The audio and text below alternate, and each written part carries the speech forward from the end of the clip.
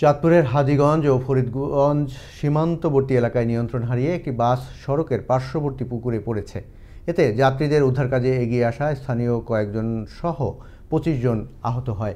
মঙ্গলবার দুপুরে ফকিরবাজার এলাকায় দুর্ঘটনা ঘটে। পরে পুলিশ, ফায়ার সার্ভিস ও স্থানীয়দের সহযোগিতায় আহতদের উদ্ধার করা হয়। বিষয়টি নিশ্চিত করে হাজীগঞ্জ থানার এসআই শামীমা জানান, নিয়ন্ত্রণ হারিয়ে বাসটি পুকুরে পড়ে যাওয়ার পর স্থানীয়রা দ্রুত তাদেরকে উদ্ধার করেন। তবে বড় ধরনের কোনো ক্ষয়ক্ষতি হয়নি। আমরা গাড়ি চালাতে পারি না, হাজীগঞ্জ থেকে এ পর্যন্ত রাস্তা কোনো ঠিক করা হয় নাই।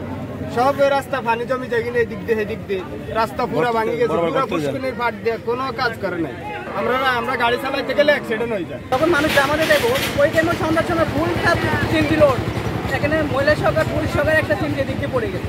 প্রতিদিনে প্রায়, এটা যে বৃষ্টির কারণে হয়েছে তা না, প্রায় এখানে অ্যাক্সিডেন্ট হয়। এখানে এরা কোনো চিন ডিলার আসেও না, দেখেও না, কোনো কাজকর্ম করে।